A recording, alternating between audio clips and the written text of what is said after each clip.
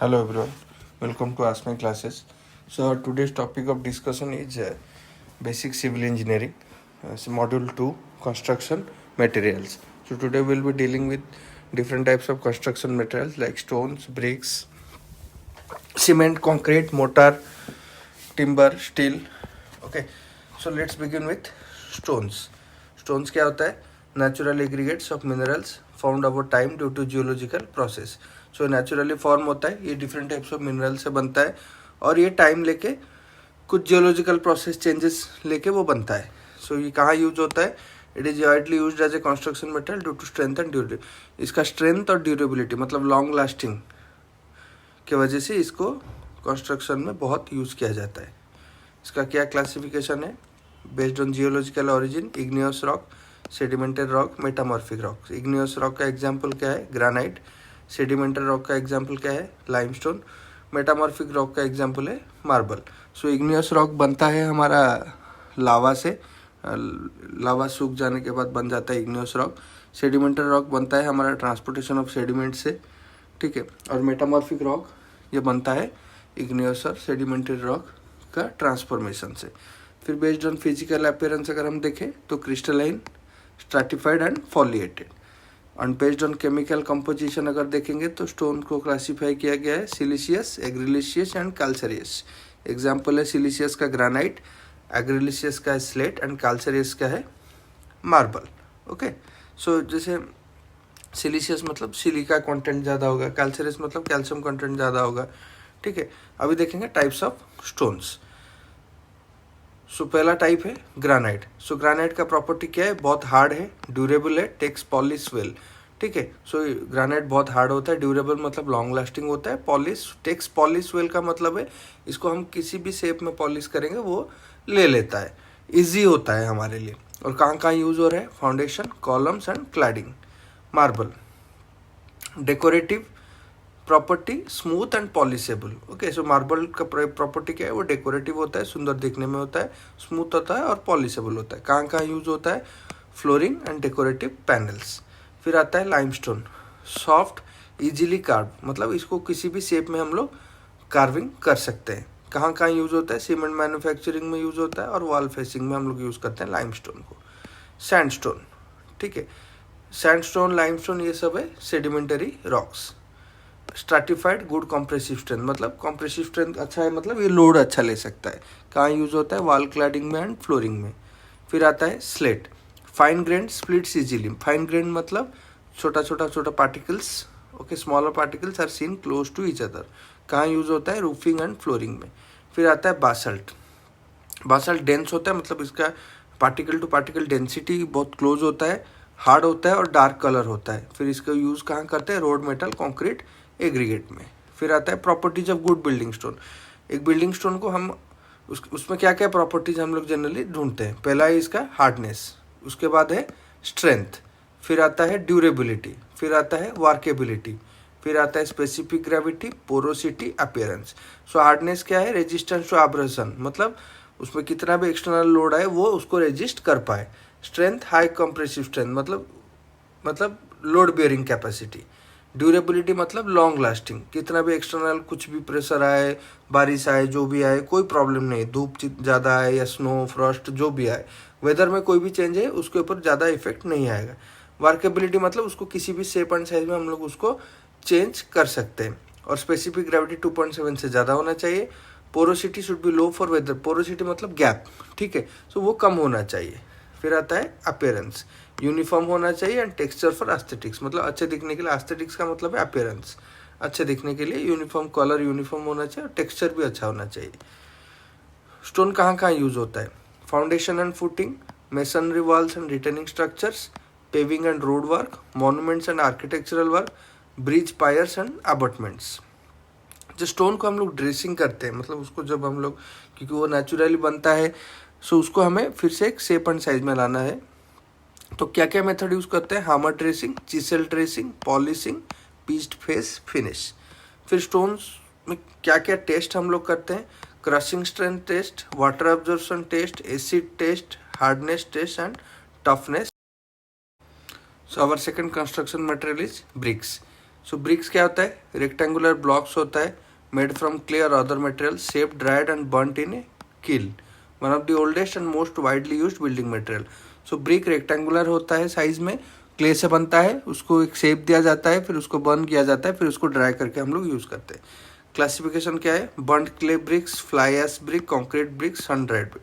Burnt clay brick क्या होता है? ये ट्रेडिशनल होता है और इसको कील में हम लोग बनाते हैं।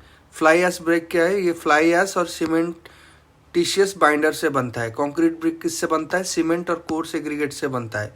फिर सन ड्राइड या अनबर्न्ड ब्रिक किससे बनता है? ये dried using solar heat, temporary काम के लिए हम लोग अनबर्न्ड ब्रिक को यूज करते हैं। फिर आता है classification of burnt clay brick.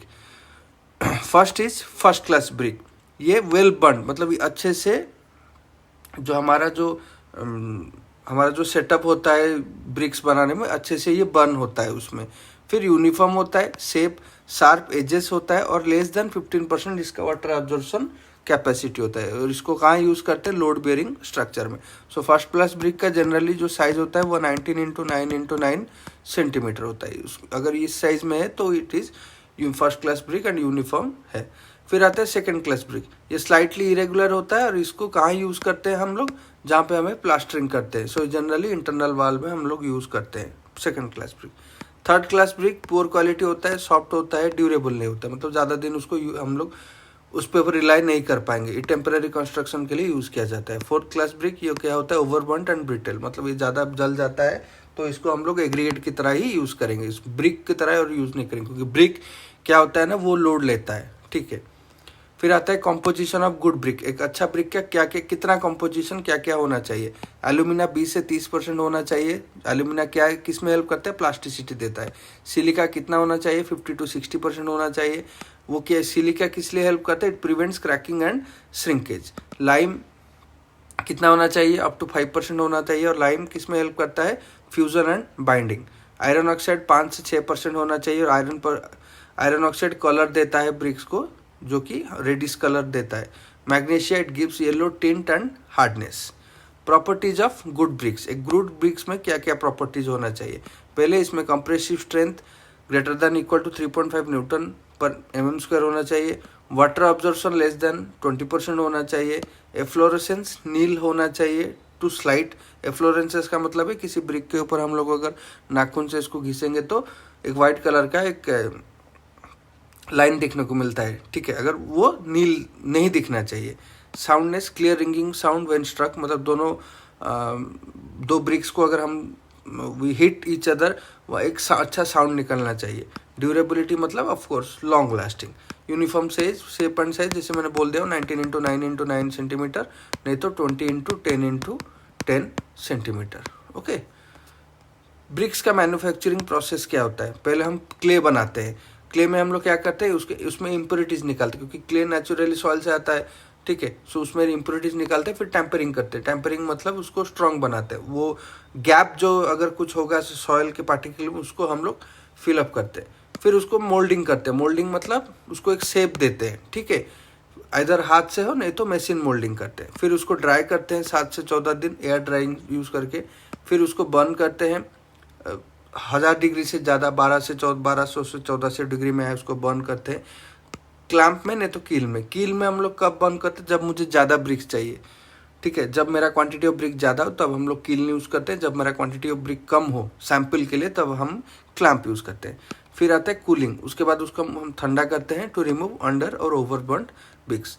BRICS का एडवांटेज क्या है? ये रेडीली अवेलेबल है, इकोनॉमिकल है, यूनिफॉर्म साइज है and easy to construct, fire resistant है एंड गुड इंसुलेशन प्रॉपर्टी है इसमें, एंड ड्यूरेबल है इफ प्रॉपरली बर्न, मतलब वो लॉन्ग लास्टिंग है। लिमिटेशन क्या है ब्रिक में in comparison to stone? Less strength, उसका खुद का स्ट्रेंथ कम होता है। ऑफकोर्स स्टोन का स्ट्रेंथ ज़्यादा होता है। पानी ऑब्जर्व कर लेता है, सो वाटर लॉग एरिया में उसको हम लोग यूज़ नहीं कर पाएंगे। रिक्वायर्स प्लास्टरिंग फॉर एस्थेटिक्स, मतलब अच्छे दिखने के लिए उसको प्लास्टरिंग का हेल्प लेना पड़ेगा। क्या क्या टेस्ट होता है ब्रिक में? Compressive strength test, water absorption, efflorescence test, hardness test, then dimension and shape test. फिर आता है एप्लीकेशन, कहाँ कहाँ उसको हम लोग यूज़ करते हैं। Load bearing walls in residential and commercial building, pavement bricks, fire resistance construction, partition wall and filler material in slabs. फिर आता है next construction material is most important is cement. It is a fine grey powder that sets and hardens independently when mixed with water. So cement पानी के बिना कुछ नहीं है, ठीक है, सीमेंट पानी के बिना कुछ नहीं है।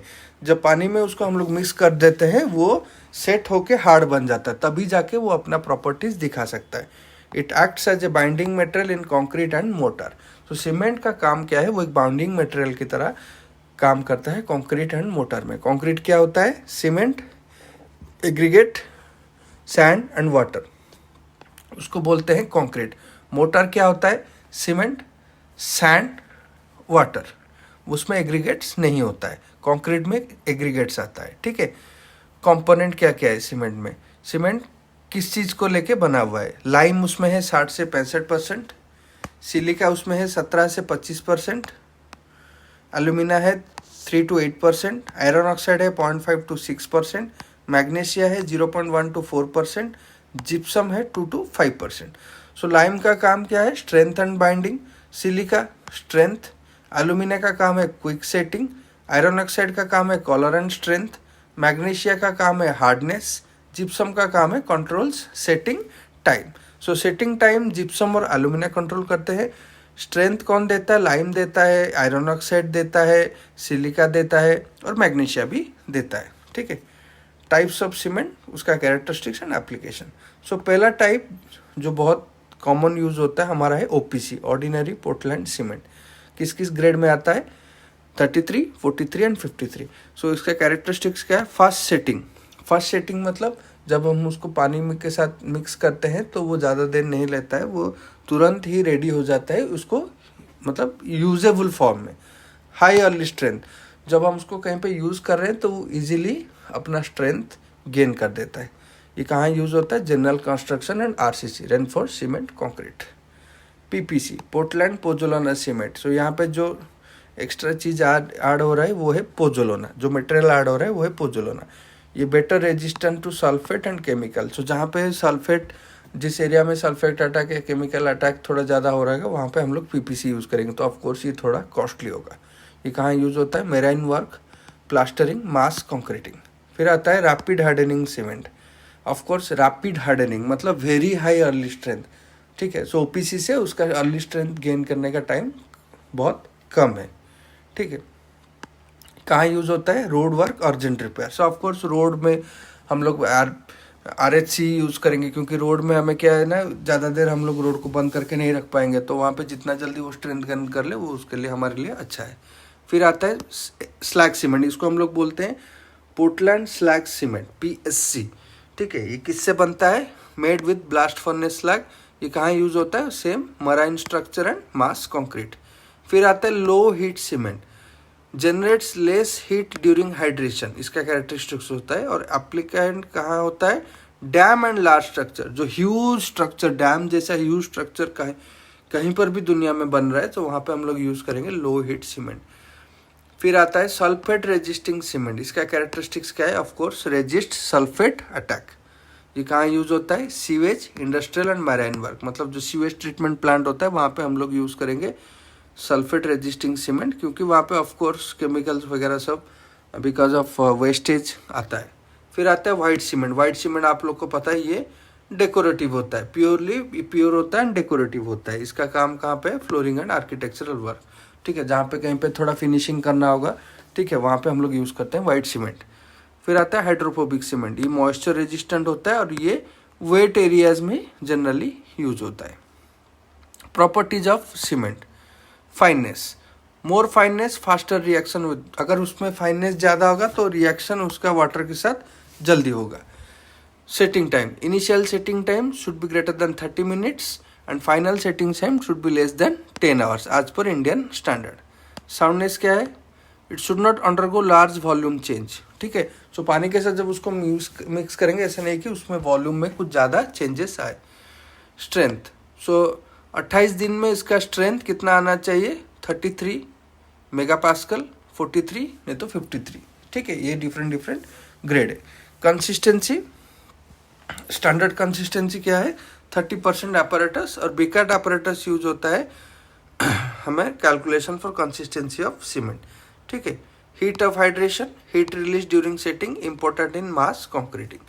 सो सीमेंट में क्या क्या टेस्ट यूज किया जाता है? पहला है fineness test, standard consistency test जो कि बीकाट apparatus यूज होता है, सेटिंग टाइम टेस्ट जो जहाँ पे हम लोग initial and final setting calculate करते हैं, कंप्रेसिव स्ट्रेंथ टेस्ट, टीन क्यूब 28 दिन तक उसको पानी में हम डुबा के रखते हैं, फिर उसका कंप्रेसिव स्ट्रेंथ चेक करते हैं। साउंडनेस टेस्ट के लिए हम लोग यूज करते हैं ली चैटलर apparatus, फिर स्पेसिफिक ग्रेविटी के लिए हम लोग यूज करते हैं pycnometer. The next important building material is concrete. It is a mixture of cement, water, fine aggregates and coarse aggregates that hardens over time due to hydration. So concrete का definition है it is a mixture of cement, water, fine aggregate and coarse aggregate. So concrete में क्या क्या ingredients है? पहला है cement जिसका काम है binding material, फिर आता है पानी to initiate the chemical reaction, फिर आता है फाइन एग्रीगेट जो कि सैंड, उसका काम है फिल वॉइड्स मतलब गैप को फिल करना, फिर आता है कोर्स एग्रीगेट जो कि स्ट्रेंथ प्रोवाइड करता है, ठीक है, फिर आता है एडमिक्सचर। ये डिपेंड करता है, हम लोग हर जगह तो यूज नहीं करते, जहाँ पे रिक्वायरमेंट है वहाँ पे हम लोग एडमिक्सचर यूज करते हैं। ये एक मॉडिफाइंग प्रॉपर्टी है, ठीक है। सो ये एक एक्स्ट्रा प्रॉपर्टी है टू गिव गुड स्ट्रेंथ, ठीक है। सो टाइप्स ऑफ कॉन्क्रीट, पहला आता है plain cement concrete, features no reinforcement, okay. यहाँ पे तुम लोग रेनफोर्समेंट यूज नहीं कर पाओगे, ठीक है। रेनफोर्समेंट मतलब एक्स्ट्रा स्ट्रक्चर जैसे स्टील हो गया, ठीक है, वो कुछ यूज नहीं। ये क्या यूज होता है? फ्लोरिंग और पेवमेंट में। फ्लोरिंग में हम लोग पीसीसी यूज कर सकते हैं। फिर आता है RCC, reinforced cement concrete, it is used with steel bars. तो ये कहाँ पे यूज होता है? Beam, column, slab, foundation. फिर आता है प्री स्ट्रेस्ड कॉन्क्रीट, ठीक है, with pre applied tensile force. इसका फीचर से प्री अप्लाइड टेंसाइल फोर्स। सो कहाँ यूज होता है? Bridge, large span structures. फिर आता है हाई स्ट्रेंथ कॉन्क्रीट, ये कहाँ यूज होता है? हाई राइज बिल्डिंग में, नहीं तो स्पेशल केसेस में। सो इसका फीचर क्या है? इसमें compressive strength greater then 50 megapascal होता है। फिर आता है light weight concrete. Light weight concrete क्या होता है? इसका फीचर है लोअर डेंसिटी एग्रीगेट्स। कहाँ पे यूज होता है? इंसुलेशन एंड पार्टीशन वॉल में। फिर आता है self compacting concrete, it flows without vibration, okay, and it is used in complex reinforcement zone. So properties of fresh concrete, एक फ्रेश कंक्रीट में क्या क्या प्रॉपर्टीज हमें देखने को मिलेगा? Workability, ease of mixing, placing and compaction, मतलब हम लोग उसको अच्छे से कहीं पर भी अच्छे से मिक्स कर पाएंगे, उसको प्लेस कर पाएंगे और कॉम्पैक्ट कर पाएंगे। Setting time, it depends on temperature and water cement ratio. So जितना भी ग्रेड होता है कंक्रीट का, उसका एक वाटर सीमेंट रेशियो होता है 1, 1.5, 3, 124, 136, 148। सो इसका मतलब है एक सीमेंट कोर्स एग्रीगेट और कितना फाइन एग्रीगेट, ओके। फिर आता है segregation, separation of component should be avoided, bleeding, water rising to surface after placement. So bleeding का मतलब जब कहीं पे भी हम लोग कंक्रीट प्लेस करते हैं तो अगर उसमें ज़्यादा पानी रह गया होगा तो क्या करेगा? वहाँ पे पानी राइज कर जाएगा, मतलब प्लेस होने के बाद पानी ऊपर आ जाएगा। सो उसको बोलते हैं bleeding. Properties of hardened concrete, compressive strength, durability, shrinkage, creep, ठीक है। So compressive strength of course इसका एक डिजाइन फैक्टर है। ड्यूरेबिलिटी मतलब resistant to weather and chemicals, जैसे long lasting. Drying shrinkage leads to, अगर वो ड्राई हो जाता है कंक्रीट ज़्यादा देर हम जहाँ पे यूज़ कर रहे हैं, जहाँ पे यूज़ करना चाहिए उसको यूज़ नहीं कर रहे हैं, तो वो क्रैक्स क्रिएट करता है। Deformed under sustain load, creeping मतलब again it is similar to, it will deform mean change in shape, okay. फिर आता है टेस्ट, क्या क्या यूज होता है कंक्रीट में? Slump cone test, compaction factor test, compressive strength test, flexural strength test, split tensile strength test. फिर आता है mortar, it is a paste made of cement, sand and water used to bind building blocks like bricks and stones. So bricks नहीं तो stones को अगर कहीं पे हमें bind करना है, मतलब फिक्स करके रखना है, वहाँ पे हम लोग यूज़ करते हैं मोटार, जो कि हमें जनरली प्लास्टरिंग में हम लोग यूज़ करते हैं। सो मोटार किससे बनता है? सीमेंट से बनता है, सैंड से बनता है और पानी से बनता है। यहाँ पे एग्रीगेट्स नहीं होता है। कितने तरह का मोटर है? Cement mortar, lime mortar, gauged mortar, surkhi mortar, gypsum mortar. Cement mortar क्या होता है? Cement, sand, water. क्या यूज होता है? Brick work, plastering. Lime mortar क्या होता है? Lime, sand, water. कहाँ पे यूज होता है? हिस्टोरिकल स्ट्रक्चर, नहीं तो मेसनरी मतलब स्टोन। गॉस्ट मोटर मतलब लाइम, सीमेंट, सैंड। ये कहाँ यूज होता है? Combines workability and strength. अगर मुझे कहीं पे वर्केबिलिटी और स्ट्रेंथ दोनों चाहिए तो वहाँ पे मैं यूज करूँगा गॉस्ट मोटर। सुर्की मोटर क्या है? Lime plus powdered brick. ठीक है, ये कहाँ यूज होता है? Old traditional masonry, old traditional stone, stone का कहीं पे स्ट्रक्चर है, बहुत पुराना स्ट्रक्चर है, वहाँ पे यूज करूँगा सुर्खी मोटर। जिप्सम मोटर क्या होता है? Gypsum plus water. ये क्या यूज होता है? इंटरनल वॉल एंड प्लास्टरिंग में। ठीक है, फिर आता है properties of good mortar. Good adhesion and workability, should not shrink excessively, durable and weather resistant, should be set within a reasonable time. Uses of motor: brick and stone masonry, plastering walls and ceiling, pointing and grouting, repairing cracks and surface finish. Next है aggregates. Aggregates are granular materials used in construction including sand, gravel, crushed stone. They are major components in concrete and construction. Aggregates जो होता है हमारा गिट्टी, ये क्या होता है? ग्रानुलर मटेरियल होता है जो क्रस्ट सैंड या ग्रेवल से बनता है। इट इज इंक्लूड भी करता है उसको। ठीक है, उसको बोला जाता है एग्रीगेट। ये generally concrete and road construction में यूज किया जाता है। ठीक है, सो फाइन एग्रीगेट जो किस एग्रीगेट को फाइन एग्रीगेट बोला जाएगा? अगर उसका particle size less than 4.75 mm है। अगर उसका particle size greater than 4.75 mm है तो उसको बोला जाएगा coarse aggregate. Classification bye source, अगर हमें नेचुरली मिल रहा है फ्रॉम रिवर ग्रेवल और रिवर सैंड, अगर उसको आर्टिफिशियल बोला जाएगा। अगर हमें क्रश स्टोन या मैन्युफैक्चर्ड सैंड से मिल रहा है, रिसाइकल्ड बोला जाएगा अगर हमें डिमोलिशन वेस्ट से मिल रहा है। ठीक है, फिर प्रॉपर्टीज, जो शेप होता है एग्रीगेट का वो एंगुलर होना चाहिए, राउंडेड होना चाहिए, फ्लैकी होना चाहिए, एलोंगेटेड होना चाहिए। Size affects workability and strength. Of course अगर बहुत बड़ा साइज होगा तो स्ट्रेंथ ज़्यादा होगा, छोटा छोटा साइज होगा स्ट्रेंथ कम होगा। स्पेसिफिक ग्रेविटी 2.6 से 2.8 होना चाहिए। Water absorption influences water cement ratio, water absorption very करेगा। ठीक है, सरफेस का जो टेक्सचर है वो affects bonding with cement. Okay, so concrete में हम लोग जनरली यूज करते हैं एग्रीगेट। ठीक है, एग्रीगेट कंक्रीट में स्ट्रेंथ प्रोवाइड करता है और उसका जो रिलेशनशिप है सीमेंट के साथ वो डिपेंड करता है उसके टेक्सचर के ऊपर। उसका फंक्शन क्या है? Reduce shrinkage and cost, provide bulk and strength to concrete. So concrete को अगर कुछ बल्कि दिखना है या बहुत बड़ा दिखना है वहाँ पे हम लोग एग्रीगेट यूज करते हैं और स्ट्रेंथ भी देता है कंक्रीट को aggregate. It improves workability, fine aggregate workability improve करता है। ठीक है, फिर आता है 7 नंबर में timber. Timber is would that is processed for use in construction. Timber जो हमारा it is A generally use, लेकिन इसको हम लोग रीडिफाइन करके मोल्डिंग करके शेप एंड साइज में लाके कंस्ट्रक्शन में यूज करते हैं। क्या क्या टाइप होता है? Softwood, hardwood. सॉफ्टवुड कहाँ से आ रहा है? कॉनिफरस ट्रीज से। हार्डवुड कहाँ से आ रहा है? डेसिडियस ट्रीज से। ठीक है, सो प्रॉपर्टीज क्या है? Strength varies with species and grain. Durability natural resistant to decay, decay मतलब श्रिंक करना।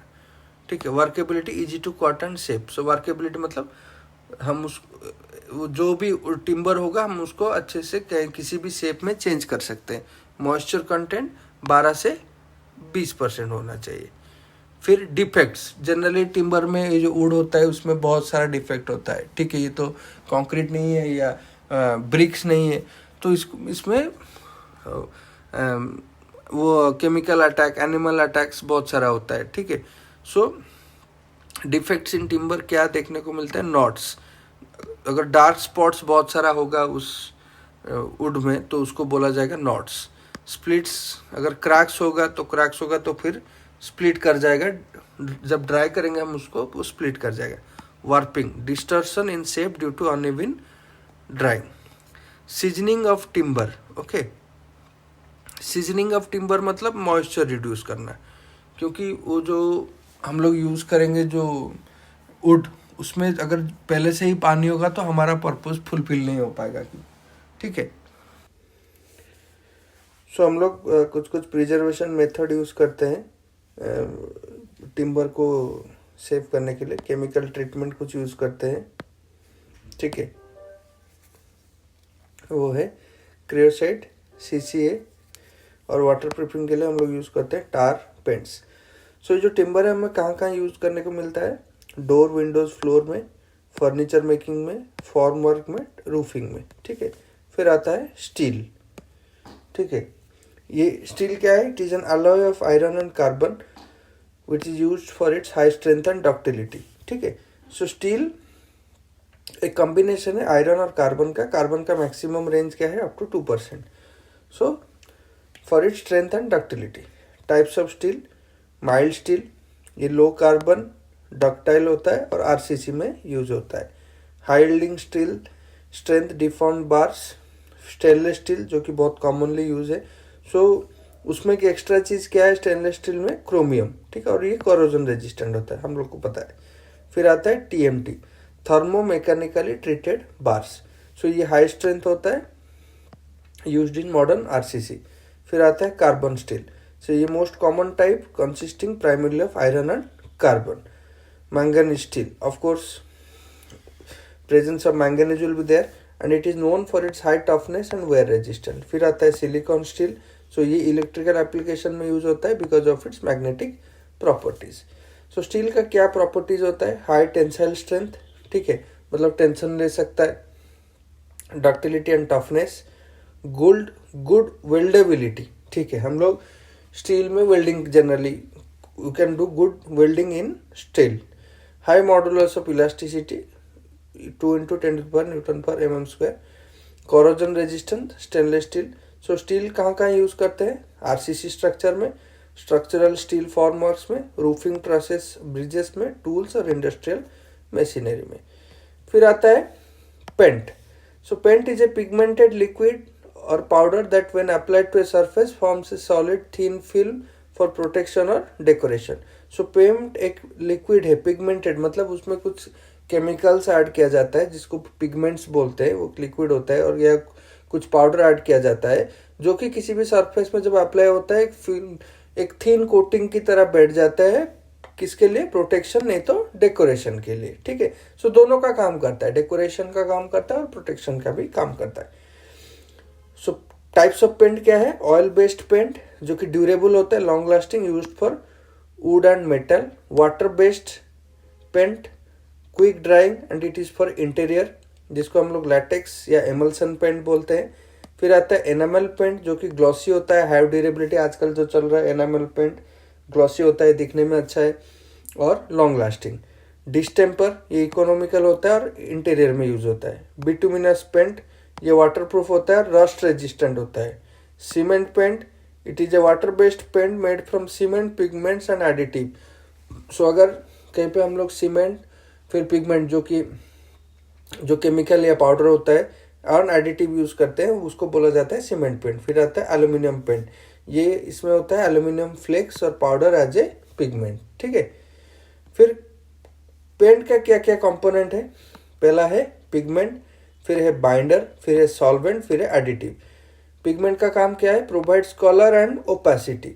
बाइंडर वो पिगमेंट को होल्ड करता है, पिगमेंट का जो पार्टिकल है उसको होल्ड करके रखता है। सॉल्वेंट ये क्या है, ये थिन्स द पेंट, मतलब क्योंकि देखो वो पेंट बहुत मोटा होता है, उसमें थोड़ा कुछ हम लोग सॉल्वेंट यूज करेंगे तो उसको थोड़ा पतला बनाने के लिए हम लोग टर्पेंटाइन यूज करते हैं एग्जाम्पल, ठीक है। फिर एडिटिव, ये anti fungal drying agent property. So of course editing मतलब एक्स्ट्रा एडन अगर हमें कुछ करना है जैसे एंटी फंगल हो गया तो वो वहाँ पे वो थोड़ा पेंट का प्रॉपर्टीज बढ़ा देता है, ठीक है।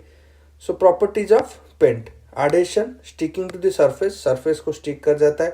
ओपेसिटी मतलब ability to hide underlying material, जो उसके नीचे जैसे ब्रिक्स के ऊपर, वॉल के ऊपर हम लोग पेंट करते हैं, सो वो छुपा देता है, वो क्लियर ब्रिक्स को बाहर देखने को नहीं देता है।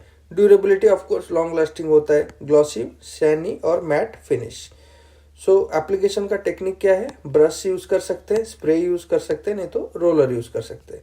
कहाँ कहाँ यूज होता है, इसका यूज क्या है, protect surface from corrosion, weather, aesthetic improvement, अच्छा दिखने के लिए, surface finishing of wood, metal and conductor, surface को एक फिनिशिंग टच देने के लिए भी हम लोग पेंट यूज करते हैं। फिर आता है plastic. Plastics are synthetic material made from polymers that can be molded into desired shapes when soft and retain the shape when hardened. ठीक है. सो प्लास्टिक क्या है, एक सिंथेटिक मटेरियल होता है जो कि पॉलीमर से बनता है.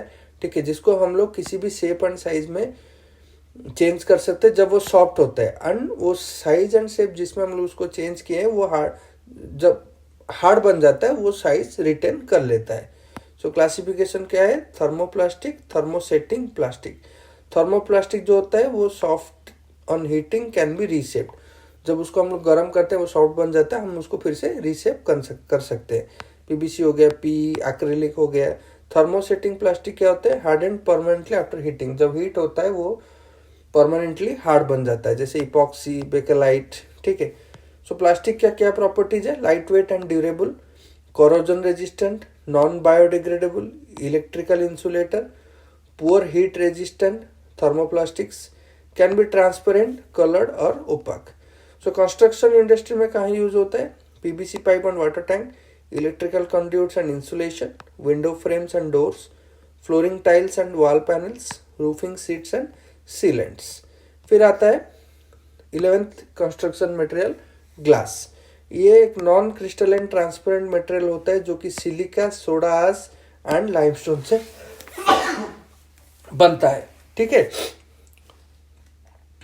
टाइप्स ऑफ ग्लास, पहला होता है फ्लोट ग्लास जो कि स्टैंडर्ड क्लियर ग्लास होता है, विंडो में यूज होता है. फिर टेम्पर्ड ग्लास, टफन, जो कि स्ट्रॉन्गर एंड शाटर रेजिस्टेंट होता है. लैमिनेटेड ग्लास, ये एक layered with plastic for safety, मतलब सेफ्टी के लिए और एक कोटिंग दिया जाता है, उसको बोला जाता है लैमिनेटेड ग्लास. फिर आता है wired glass, contains wire mesh for fire resistance. Frosted glass, opaque surface for privacy. Smart glass, light transmittance can be controlled electrically. So glass क्या क्या क्या प्रॉपर्टीज है, ट्रांसपेरेंट है और ट्रांसल्यूसेंट है, hard and brittle, resistant to UV radiation and chemical, poor thermal and acoustic insulator unless treated. मतलब हम लोग ग्लास के ऊपर अगर फायर आग दिखाएंगे तो वो बहुत ही पुअर है वो थर्मल रेजिस्ट करने के लिए. ठीक है. अनटिल एंड अनलेस हम उसको किसी कोटिंग देके ट्रीट करके रखे हुए, नॉन कम्बस्टेबल. सो कहाँ कहाँ यूज हो रहा है, windows, doors and partitions, facades and curtain walls, skylights and roofs, balustrades and staircases, decorative elements and lighting.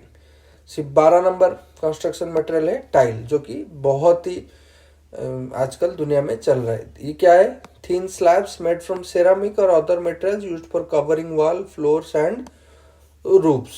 Okay. So किससे बनता है, सेरामिक नहीं तो कुछ अदर मटेरियल से. टाइप्स क्या है, सेरामिक टाइल, ग्लेज्ड और unglazed, used for wall and floors.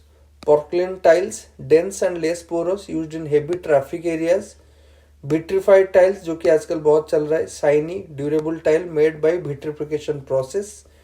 Terracotta tiles, natural clay tiles typically unglazed. Glass tile, decorative, used for backsplashes and walls. Roofing tiles used for sloped roof covering. Properties: hard and abrasion resistant, impervious or semi-impervious to water. Variety in design, color. Impervious मतलब पानी को अंदर जाने नहीं देगा, नहीं तो कुछ कुछ होता है जो कि सेमी impervious मतलब थोड़ा थोड़ा पानी अंदर जा सकता है. Looking into your requirement. Resistant to chemical and stain, easy to clean and maintain. So generally कहाँ यूज होता है, ऑफिस, होम, हॉस्पिटल के फ्लोरिंग में, bathroom and kitchen wall, external facades and roofs in case of terracotta tiles. फिर आता है adhesive. 13th construction material is adhesive. Adhesive क्या है, बॉन्डिंग मटेरियल है, use to join two surfaces together permanently और टेम्परेरली. ठीक है. सो टाइप्स ऑफ एडेसिव क्या क्या यूज है कंस्ट्रक्शन इंडस्ट्री में, epoxy adhesive, high strength, chemical resistant. Resin based adhesive used for flooring and retrofitting. Acrylic adhesive, fast setting, UV resistant. Bituminous adhesive, waterproof, used for roofing. Polyurethane adhesive, high flexibility, used for insulation materials. So क्या properties है, strong bonding capacity, heat and chemical resistant, suitable for different material. Viscosity and curing time में vary with time. So construction industry में कहाँ use होता है, tile fixing on floors and wall, wood joinery and furniture, sealing concrete joints, retrofitting works, flooring, underlayment and insulation. फिर आता है composites. Composites of course मतलब दो तीन चीज़ों का मिक्सिंग को बोला जाएगा composite. So composite materials are engineered from two और more constituent materials with significantly different physical और chemical property to achieve better performance. मतलब दो तीन चीज़ों को मिक्स करके हम लोग कंपोजिट बनाते हैं और वो दो तीन चीज़ों का फिजिकल और केमिकल प्रॉपर्टीज सब अलग होता है। हम लोग उसको क्यों कंपोजिट, अगर मुझे किसी भी चीज़ का बेटर परफॉर्मेंस चाहिए, कोई भी चीज़ जो कि अकेले परफॉर्मेंस नहीं दे पा रहा है, सो वहाँ पे हम लोग कुछ चीज़ों को मिक्स करके एक कंपोजिट बना के उसको बेटर परफॉर्मेंस के लिए रेडी कर सकते हैं। सो कॉमन कंस्ट्रक्शन कंपोजिट क्या है? FRP fibre reinforced polymer, GFRP glass fibre reinforced polymer, CFRP carbon fibre reinforced polymer. Concrete ये तो नेचुरल कंपोजिट है जो कि बना है सीमेंट, सैंड, कोर्स एग्रीगेट और पानी से। फिर आता है ferro cement means iron cement. So properties क्या होता है? High strength to weight ratio, corrosion and chemical resistance, tolerable mechanical properties, durable and fatigue resistant, non-conductive. So application कहाँ कहाँ है यहाँ इसका?